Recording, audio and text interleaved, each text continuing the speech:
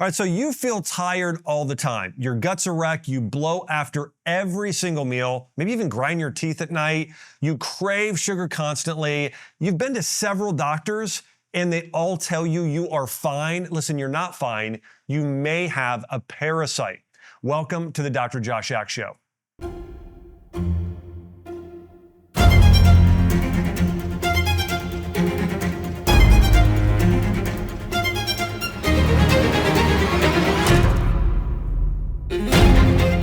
And so here's what you're going to learn over the next 45 minutes, the 10 hidden signs you may have a parasite. I'll go through how to test for parasites the right way. Listen, people are missing this all the time. People have them, they don't know they have them. I'm going to go through the shocking link between parasites and brain cancer. I'm also going to walk you through my 4-phase protocol for a parasite cleanse, okay? So there's a lot of parasite cleanses out there. I'm going to teach you how to do it the right way and the most effective way. I'll also talk about why pork is a parasite carrier and what to do about it. I'll also go through the top 8 supplements and herbs that are helpful for fighting and killing parasites. Also, I'll go through any advanced therapies and more, all on this show. Before I dive in though, if you want a free parasite symptom checklist and protocol, go to the link in the show notes and you'll find it there where you can download the free PDF starter kit on how to cleanse parasites and heal your body from parasites. Now here's the reality, parasites are not just a third world problem. This is a developing world problem. In fact, 60 million plus people in America are infected with toxoplasma right now, according to the CDC. Think about that, 60 million people. And over 1 billion people globally carry intestinal parasites. And most people who carry parasites, they don't know it because their symptoms might be there, but they're too quiet, right? Or they think that their symptoms are from something else entirely. So I want to walk you through the 10 hidden signs that you may actually have a parasite. And if you check 3 or more, then a parasite should belong on your list of suspects. I'm going to walk you through exactly how to get rid of parasites the natural way with an anti-parasite diet. So we'll go through the top foods, top supplements, top herbs, the time of the month to do a parasite cleanse, and so much more. But first I want to start off with the biggest warning signs that you have a parasite. By the way, there are 60 million people in the United States of America and 1 billion people worldwide that have parasites living in their body. Here's the 10 warning signs. Number 1, chronic bloating. If you're getting bloating, especially after meals, that is probably the single biggest warning sign. There can be other causes, but that is a big one. Number 2, chronic fatigue. If you're tired all the time, you almost have a hard time getting out of bed in the morning, that could be a warning sign. Sugar cravings. Parasites love to eat sugar, as a lot of microorganisms, including Candida, do. Teeth grinding. Okay, grinding your teeth at night, that's a big warning sign. Now here's another big one, anal itching, especially at night. Listen, if you have number 5 and you're dealing with number 1, that is a very heavy sign that you've got parasites. Number 6, skin issues, rashes, eczema, hives. Number 7, brain fog, right? If you can't think clearly, poor short-term memory. Iron deficiency. Did you know that parasites eat up iron in your body? They eat up B12. They cause major nutrient depletions. Number 9, joint and muscle pain, if your joints hurt a lot. And then number 10, flares around a full moon. Okay, those are all symptoms and warning signs. Now, I also want to mention one big condition that parasites have been connected to, and that is cancer. Okay, there are multiple studies, many studies showing that if you have a parasitic infection and you don't treat it and fix it, long-term, it greatly increases your risk of cancer. Now, let me walk you through exactly how parasites wreck your body and hear exactly what happens. The first thing that happens is we typically get exposure.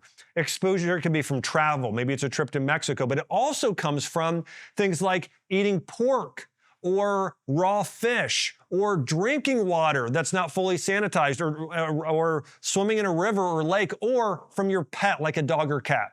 So there are a lot of exposures we don't realize. That's what happens. And then what happens is parasites will colonize and set up residence in your gut, typically, or another area of your body, even your brain. They will then damage your gut lining, causing a condition called leaky gut, which then can cause all kinds of digestive symptoms or immune issues.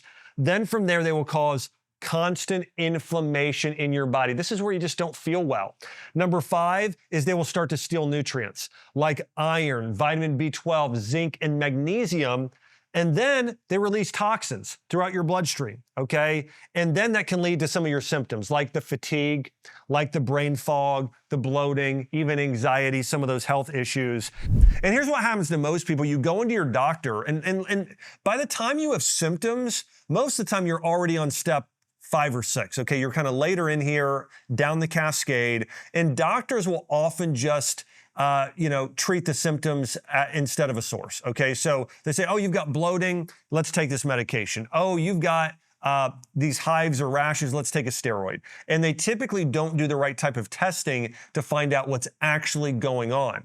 Now, I want to dive into something that is also incredibly important here about parasites is there is a very close connection between parasitic infections and brain cancer. Researchers compared brain cancer rates in those countries that did have high levels of parasites, specifically one parasite, Toxoplasma gondii, okay, in the population versus not. And here's what they found.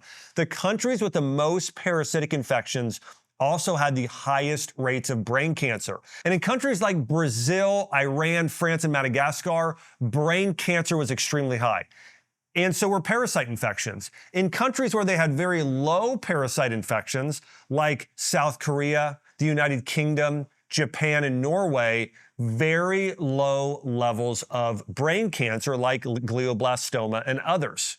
Now here's another study on a completely different type of parasite called a tapeworm and brain tumors. And researchers found when there was a specific tapeworm in the brain, it would actually lodge in the brain, and brain tumors often developed in the exact same spot. So they found in doing these biopsies that oftentimes when people have brain tumors, there are parasites in the area as well. Same location, same tissue, same person. The brain tumor grew right where the parasitic infection had been living. And the reason why this happens is this goes all the way back into Chinese medicine of looking at, okay, when you have an area of the body where there is stagnation, okay, so there's lack of blood flow, lack of oxygen.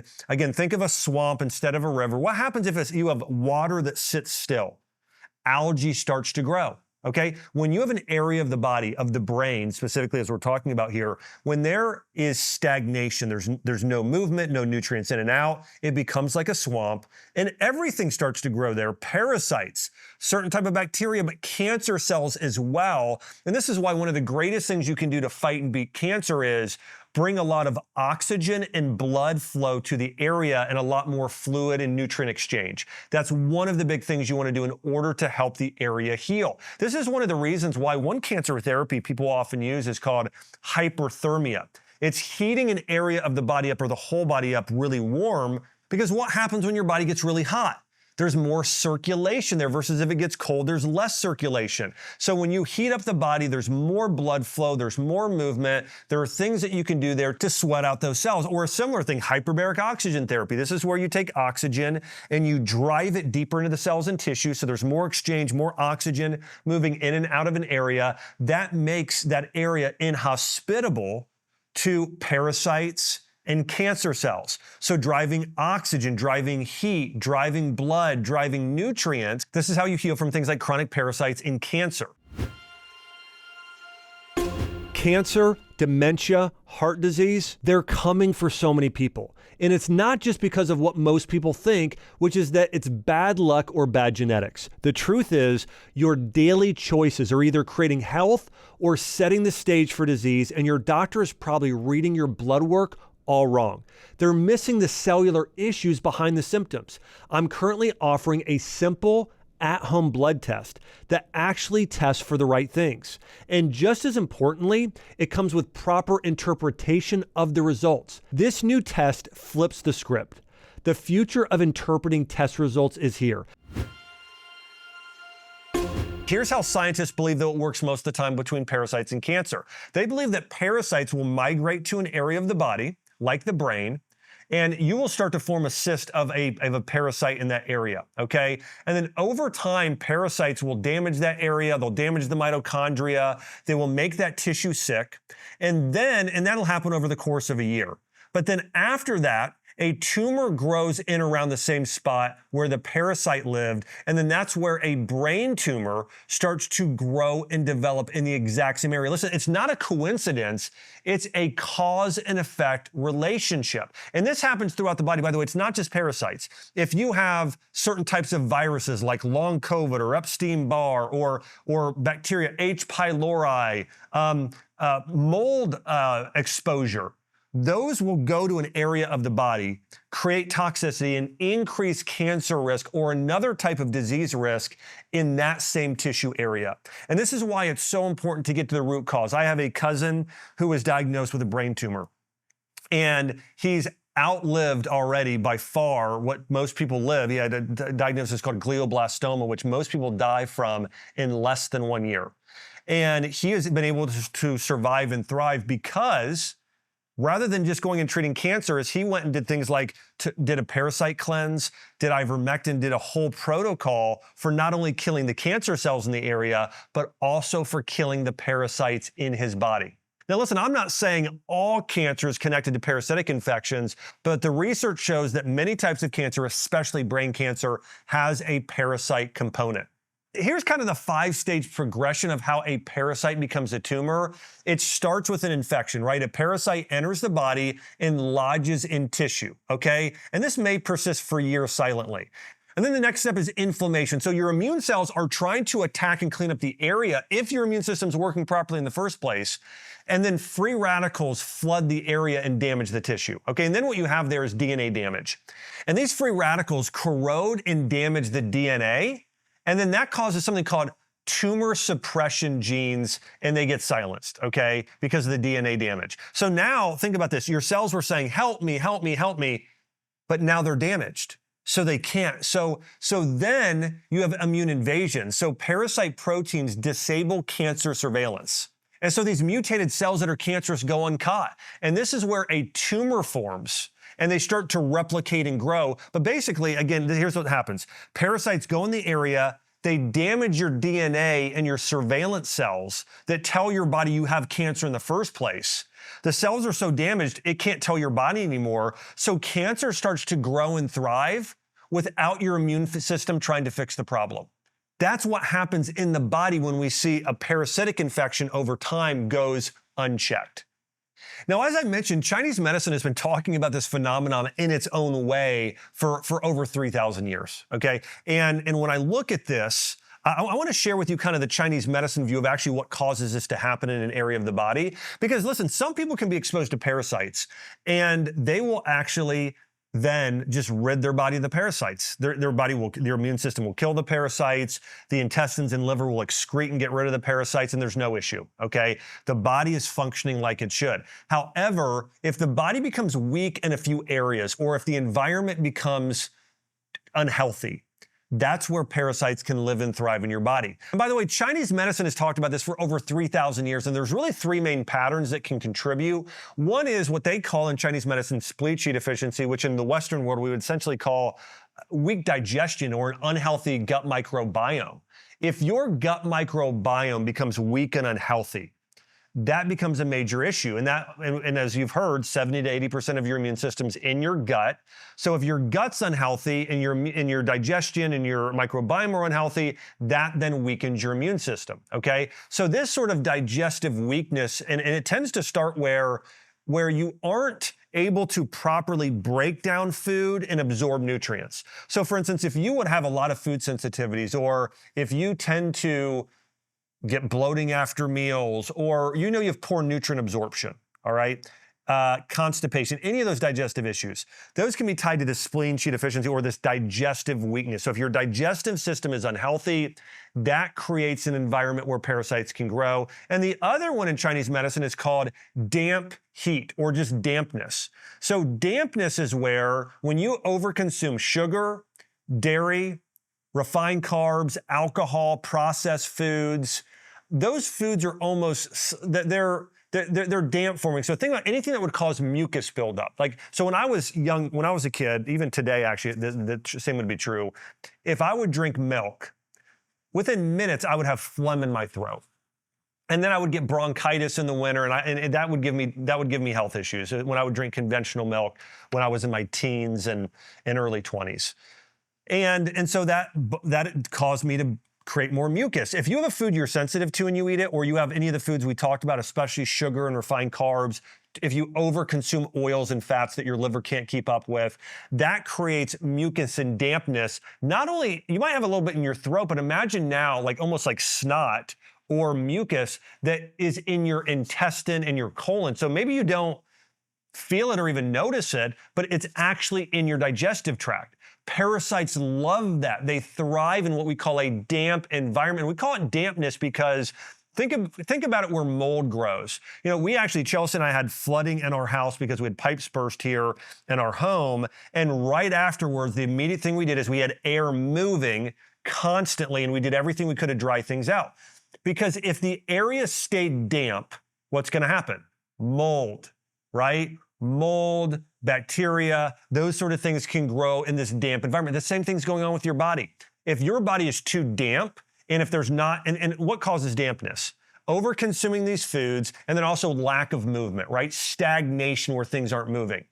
That's what causes it, okay? So if you have weak digestion, too much dampness in your digestive system, and your system isn't moving enough from a condition like constipation, your risk of having a parasitic infection, or by the way, any infection, or even cancer goes up dramatically. And that's why if you're dealing with weak digestion, weak immunity, constipation, you want to do everything you can to start to fix those issues. And some of those symptoms I talked about earlier are related to this. Bloating, any digestive issues, constipation, skin rashes and breakouts on your skin. That's typically a gut issue. Your body can't deal with it. Now it's coming out through your skin. Those are the biggest warning signs typically. And then those cravings for sweets, that can be another one. And what I often find is East and West are saying the same thing. When I look at Western functional medicine, part of what I practice along with sort of the ancient form of medicine, they'll tell you that cancer thrives in a certain type of terrain, a certain type of environment. So all the medical studies show that cancer loves chronic inflammation, oxidative stress, right? Because now cells can't communicate, immune dysfunction, and a corrupted gut microbiome, right? And what does ancient medicine say? It says digestive deficiency, damp accumulation, lack of stagnation, right? And then, functional medicine calls it mitochondrial health and ATP, and the ancient forms of medicine call it chi. They're the same thing, different language. Here's the thing to know. Parasites don't cause cancer in a vacuum. They cause cancer by corrupting the environment and the terrain, and you want to take care of these things as early as possible. Now, I also wanted to go through how this isn't theoretical. Medical journal after medical journal has shown this connection with numerous different types of parasites being linked to different types of cancer. There's some that are connected to bladder cancer, others colon cancer, others bile duct cancer, others, we talked about brain cancer, Burkitt's lymphoma, and the others glioma. So all of these different types of parasites were connected to different types of cancer. By the way, if this is opening your eyes, I want to encourage you to hit the subscribe button wherever you listen, whether it's on YouTube or Apple or Spotify. Hit subscribe so you don't miss this sort of content. And number two, share this episode. Think about one person who is struggling with a chronic health symptom and share this with them. It might just transform their health and life. And I know we've got so many mission and purpose-driven people on the show here. So thanks so much for sharing and subscribing. It means so much to me. So thanks for your support. All right, now I want to dive into where you're getting parasites from. Okay, I want to walk you through the top 5 ways that you are getting parasites. The number one way in the United States people get parasites today is from contaminated water. This could be your drinking water. It could be, people don't realize this, pools. Chlorine doesn't kill all types of parasites. It kills many, but not all. And of course, lakes and rivers, well water. Okay, but your water being contaminated is the number one source today. And then after this, it can be unwashed produce and salad bars. Okay, lettuce, berries, herbs grown and rinsed in contaminated water again. That's a big cause of giardia today. Okay, so unwashed produce. And then we have undercooked meat, sushi, and raw fish, and of course, pork, okay? Now, sushi grade fish oftentimes still carries parasites. Undercooked pork and beef carry tapeworms. And sometimes even if pork is pretty well cooked, it can still carry parasites. And the number 4 exposure are pets. And my 2-year-old loves our dogs. And we have a littler dog, a King Charles Cavalier Spaniel. We have a larger dog, which is a Great Pyrenees standard poodle mix. And she loves to hug them. She is a total animal person. She'll be that person with my wife one day who will have an animal island and rescue all the animals, So she absolutely loves dogs. But on occasion, they lick her face. I've actually seen them, I think, lick her mouth. And listen, and I try and absolutely avoid that at all costs. But this is a way that a lot of people today are actually getting parasites, is from their animals. Their dogs and their cats can carry things like roundworms. This is a big exposure. Cats even more so than dogs, by the way. And number 5, international travel and imported food, okay? Going to Mexico, Southeast Asia, India, South America. If you ever came home with traveler's diarrhea, that's often from a parasite. I know I've been to mission trips to China and Africa, and both times I had, some digestive issues after that. And by the way, after that, I did a bunch of clay. I did a whole cleanse, which I'm going to share with you here in a few moments on what to do if you get it. But again, there's no doubt that international travel can be related as well. Now, I want to walk you through why pork is the number 1 parasite-carrying meat today. And it's not just because sometimes it's undercooked. It's the biology of the pig itself. Here's a few things to know. Pigs have weak stomach acid. Pigs have weaker gastric acid than humans. So parasites pass through the stomach alive. They survive digestion. They embed in the muscle and in the fat of pork. So when you are eating pork, you are oftentimes getting either dead or sometimes alive parasites. Reason number 2, they have a scavenger diet. Pigs eat anything. Rodents, garbage, feces, dead animals. Whatever the pig eats, the parasites colonize, then you eat the pig. And here's another massive reason why pork is the worst food when it comes to parasites, is there are specific types of parasites where they create larvae, so they're babies, right, in the pork muscle and fat. So cysts can sometimes survive, especially if it's undercooked or if it's cured, even some smoking. Sometimes these parasites can survive. And this is why the Bible is so clear about not eating pork and other animals that have a similar risk, is that, we look at the food laws in Moses and they lay out really clearly, do not eat pork, okay? Because there's a good likelihood you could get a parasite from this, and it could ravage and damage your digestive system, your immune system, and cause cancer. And just because we're under a new law in the New Testament doesn't now make pork healthy. Pork's always been unhealthy. And I often get the question, does cooking eliminate the risk? Listen, cooking over 150 degrees Fahrenheit does kill most parasites. However, not all. There's some evidence of this that cured, smoked, and dry-aged pork, especially prosciutto, salami, and jerky, frequently retain viable cyst-based parasites. And so here's what I would suggest for you. If you are a pork eater, I would recommend try not to eat pork, okay? What I would recommend is switching to beef bacon. Listen, I know turkey bacon doesn't hold its weight. It's not quite the same, but you can go to, I know we've gone to Whole Foods Market or health food stores or ordered online beef bacon, and that tastes great. Or I love turkey bacon. I do that too. But beef bacon and turkey bacon, much better options. Stay away from the pork because both the Bible and science have proven that it is not a healthy option for protein. You're much better off doing beef or venison or lamb or any other type of source of protein. Now, here's something else that shocks some people about parasites, okay? And by the way, so we talked about a lot there. There are a lot of exposures from pork to raw fish to our water to, and by the way, here's something you want to do with your produce, and this can help with a lot of things, including parasites, but especially bad bacteria.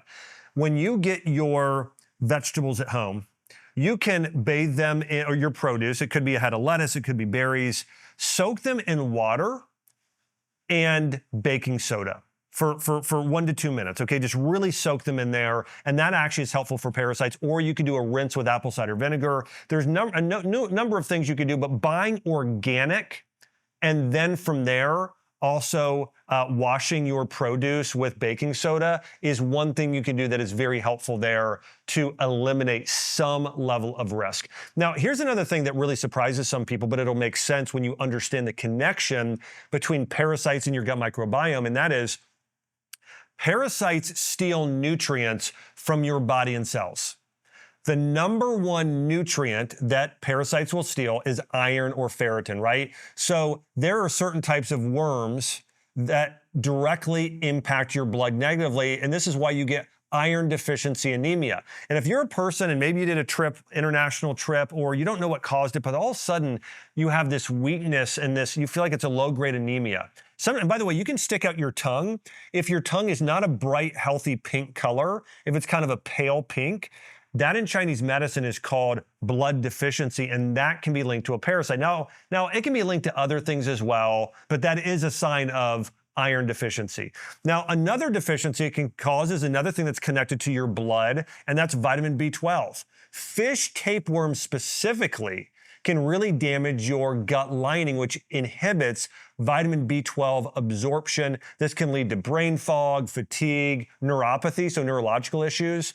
Another one would be zinc. Of course, this is important for your immune system. Also magnesium, folate, another big one. And then fat-soluble vitamins like vitamin A, D, E, and K can all be corrupted and limited when you have parasites. And part of what parasites do is they feed off of your red blood cells. So when your blood becomes damaged and deficient, it can affect all of these other nutrients, especially these ones that are very related to your blood health, like vitamin B12 and folate are very connected to your blood.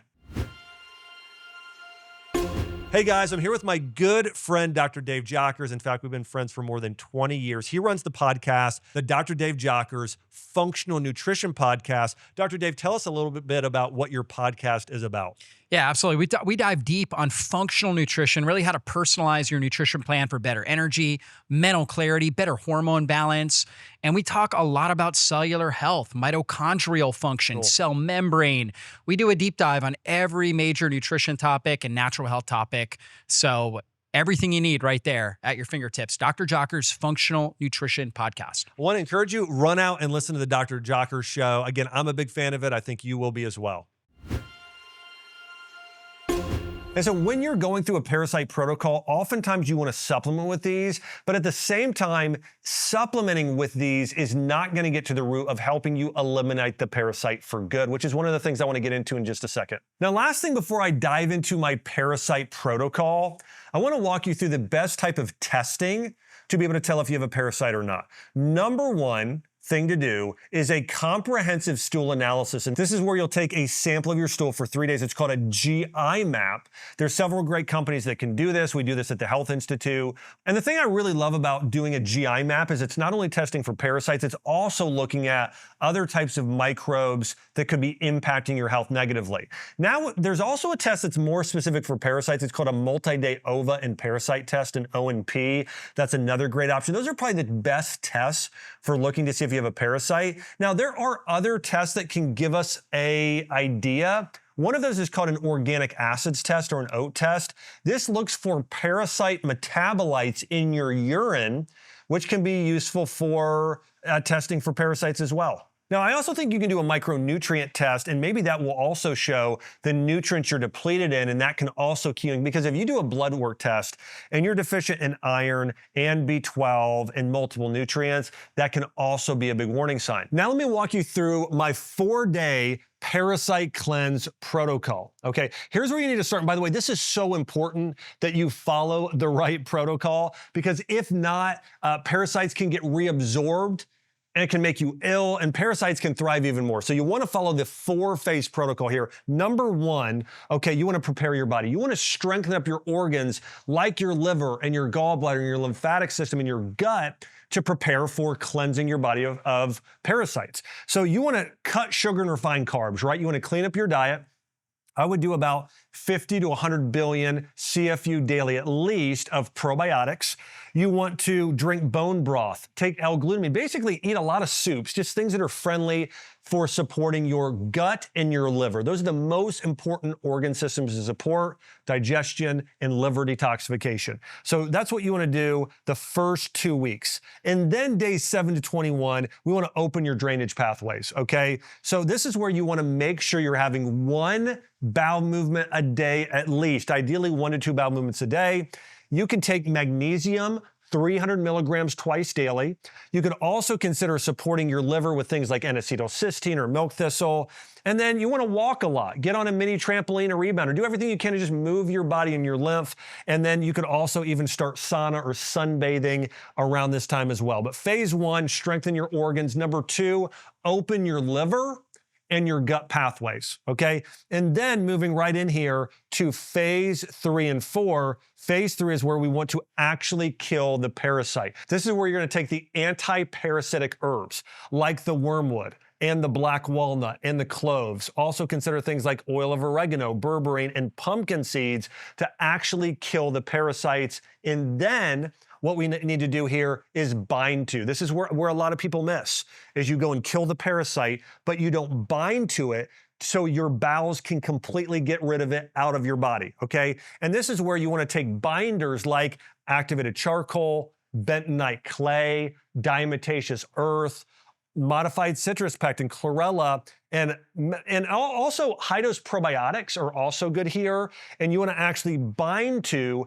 them as well. So you want to follow this 4-step protocol that we talked about of prepare and strengthen your body, open your detox pathways, kill the parasite, and bind to. And if you do that, you're going to do a really effective parasite protocol and get the results you want. And if you want to get my full protocol, I want to encourage you, you can go in the link below here on this YouTube video, and you can download my free PDF on how to do the Dr. Axe Parasite Cleanse. It walks you through all of this in much more detail on exactly what you need to do. That way you have it in written form. So simply click below here on YouTube. Also, make sure to subscribe so you don't miss a thing. I'm constantly coming out with more and more content on how to use food, herbs, and lifestyle medicine to heal your body fast. And so I want you to think about this. If you kill parasites in the body where the liver and the kidneys and the lymph and the colon aren't moving, right? Where when you have stagnation, those toxins get reabsorbed and recirculated in the body and you feel terrible, okay? So the fix there is open your drainage pathways. Make sure your bowels are moving, your liver is moving, your lymph is draining, your kidneys are flushing, your skin is sweating. You want to open drainage. And here's the other big one, phase 4. When parasites die, they release toxins. They sometimes also are living there with heavy metals. If you don't bind them, they also get reabsorbed through your gut wall and you feel sick. It makes you sick.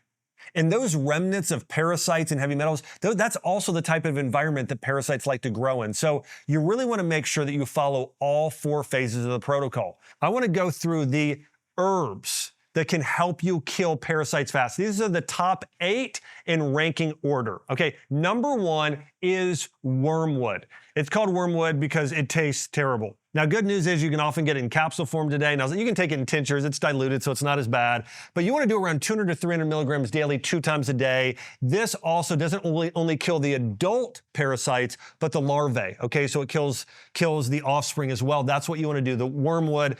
The second most effective, and these two are almost always done in tandem, and that's black walnut. Now, I own a regenerative organic farm, and we actually give our sheep that tend to have parasite issues, we give them black walnut because it's so effective for them as well. But again, black walnut twice daily. Clove. Now, cloves are important because it's the only herbs that will fully kill the eggs. So if you're doing a parasite cleanse, you often want to find a formula that has 1 or 2 or all 3 of the first ones, especially number 3 here, because it kills the eggs. Number 4, oregano oil. Oregano oil acts like a broad spectrum antimicrobial, also killing funguses, bad bacteria like Candida that oftentimes like to thrive with parasites. Also does have some anti-parasite properties. Number 5 has gained a lot of popularity for its benefits for blood sugar and weight loss and around diabetes and metabolic health, but it's berberine, and berberine also has some really strong antimicrobial properties and can kill parasites. So that's a great option specifically for Giardia. Mimosa pudica, another effective one for biofilms. Garlic, you can just simply do that in your food. That can kill parasites. And then pumpkin seeds. A fourth a cup of raw pumpkin seeds, or you could, by the way, put it in a blender, make that part of a smoothie, or do pumpkin seed butter, almost like a nut butter. That can be a great option as well. And in a study, it was 76.7% effective against clearing and killing parasites in a trial. So pumpkin seeds, an unsung hero, one of the top foods there. And then honorable mention here, neem is really effective. Olive leaf extract. I mentioned diatomaceous earth, it's food grade. And then there are some supplements that you typically want to take before, during, and after to protect your gut lining. One thing that people don't realize is that when you take these really strong anti-parasitic herbs, is that they're so strong that if taken more than a short period of time, they can start to irritate your gut lining and actually contribute to leaky gut. So taking L-glutamine acts as a fuel for the cells in your gut, helping them repair. Probiotics can help crowd out, especially if they're soil-based organisms, can help your body get rid of some of the parasites, especially in the intestinal tract. Magnesium glycinate, I mentioned this is important for supporting both liver and bowel movements. And then a methylated B complex or some sort of B vitamins can often support the liver as well, as it's really working hard to detoxify. And a few others I like, N-acetylcysteine, milk thistle, those also can support the liver. And then zinc, for some people afterwards, as you rebuild and support boosting your immune system. Those all can be very helpful in helping you heal and restore your body after a parasitic infection. Now, one anti-parasitic medication that gained a lot of popularity over COVID was ivermectin. And most people, again, they heard about this because of COVID, but listen, it actually goes much deeper than that. And ivermectin is more effective against parasites. Okay, in fact, in 2015, a researcher won a Nobel Prize for the discovery of ivermectin, and it's been FDA approved for dosing of around 150 to 200 micrograms per kilogram, which is the standard dose for most parasitic infections. And there are some great studies around ivermectin. And listen, not just studies, there are so many people I know that have had parasitic infections, long COVID, a number of other issues, and they've used ivermectin and they saw really great results on this medication. There are many other medications for parasites. Here's what I encourage people to do most of the time though. Do the natural route first. I think you could couple ivermectin in part of that. And because ivermectin is a prescription medication, you typically want to work with a trained physician on that. Now, I want to also talk to you about a few therapies where if you're a really stubborn case, or you have more disposable income and you can do some of these therapies, they will really make a difference. Here are the top natural therapies ranked. Number one, sunlight. Here's the good news, sunlight's free. 20 to 30 minutes of sunlight in the middle of the day will help kill parasites. Did you know that sunlight not only gives off red light, which boosts mitochondrial health, it also gives off blue light, which reduces inflammation and can kill parasites. Also, it has green and yellow light, which tonifies and strengthens your liver and your digestive system, helping you kill parasites. So direct sunlight, a free, great way to do it.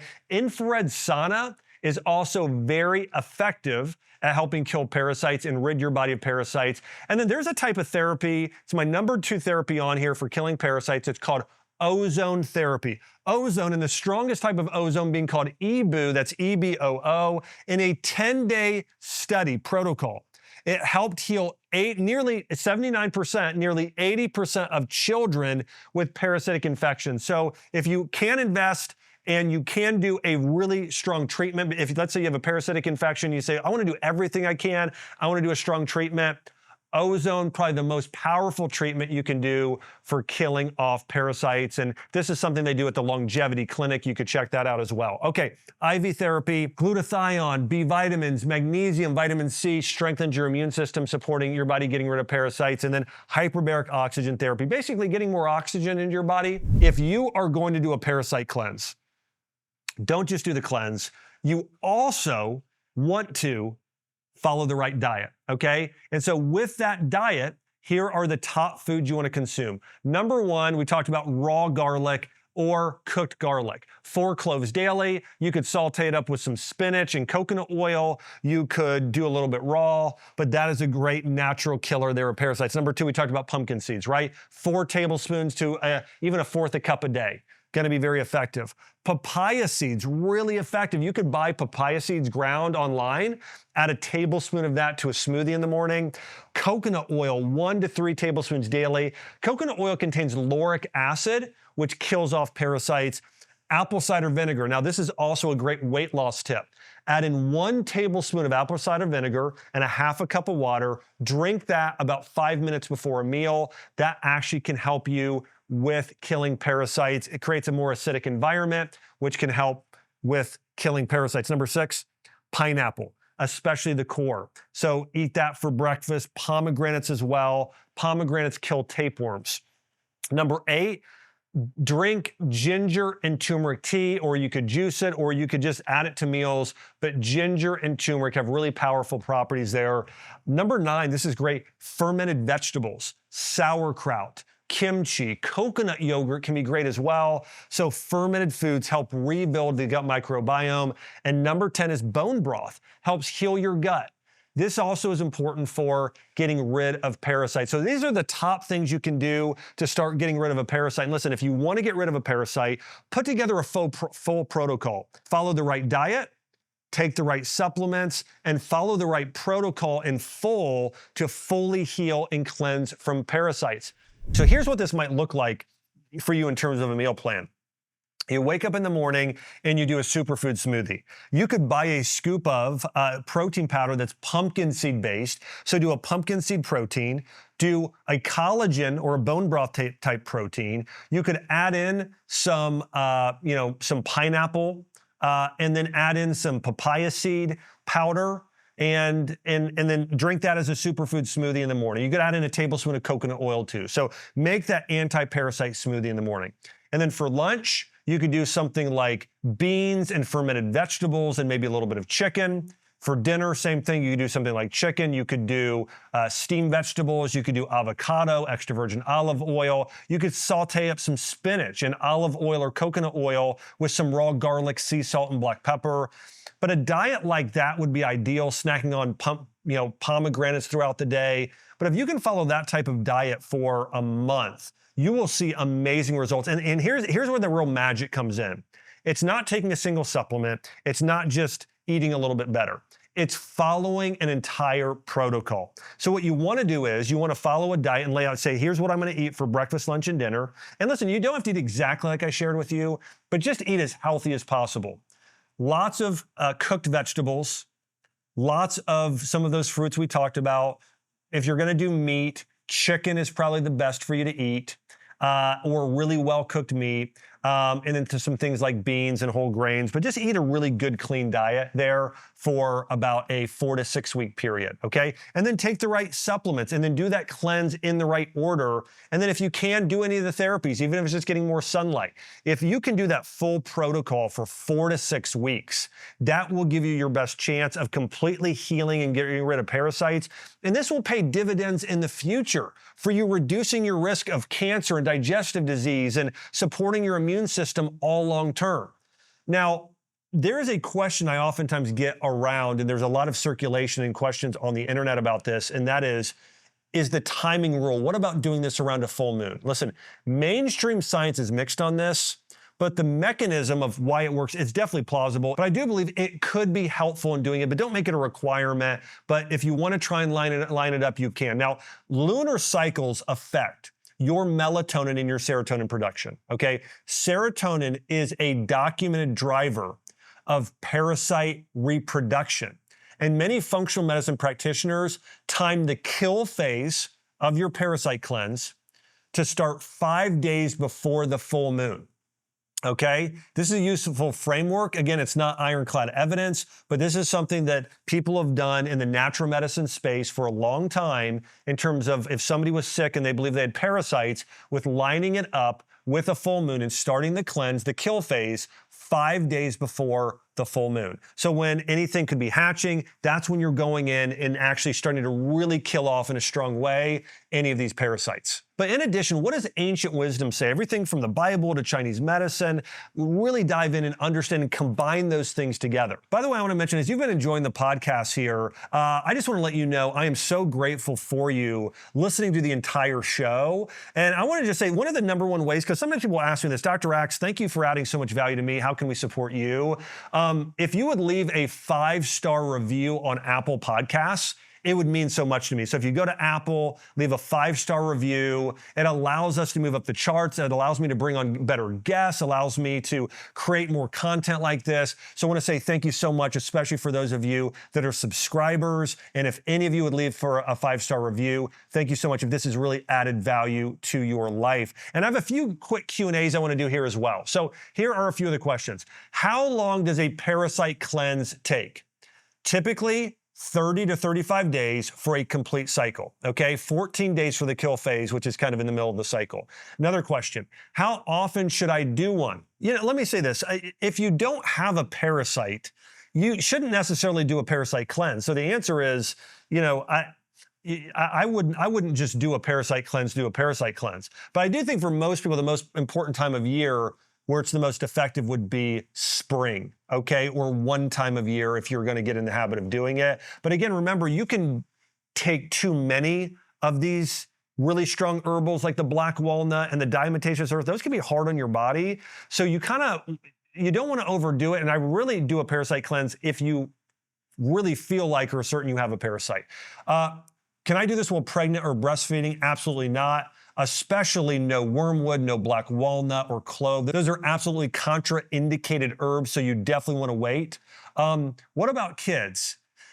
Yes, I do think doing the dietary version with kids where they're doing pumpkin seeds and papaya seeds and garlic and probiotics and pumpkin seeds and pineapple and following it that way, coconut oil.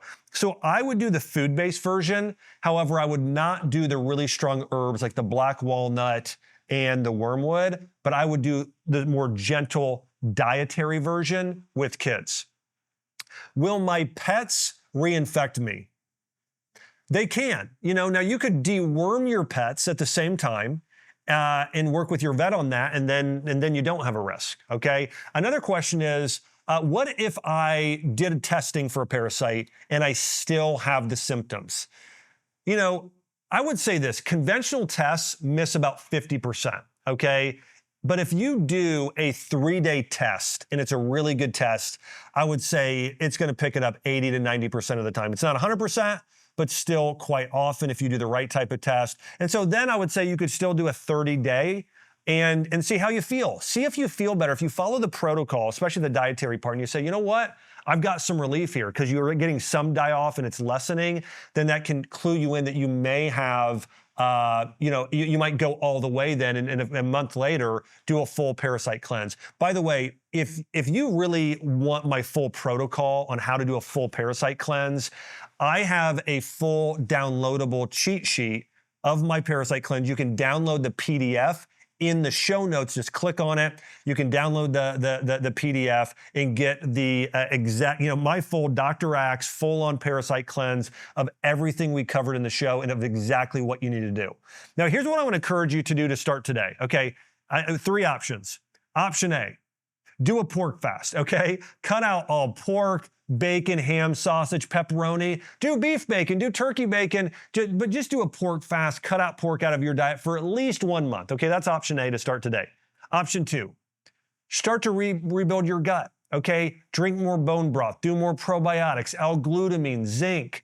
These things are going to support and build your body. And number 3, get tested. You can do a comprehensive stool analysis via a GI map. That's a great thing to do. Or you could find a great functional medicine practitioner or a coach, somebody that could walk you through how to do this. This is something we do at the Health Institute.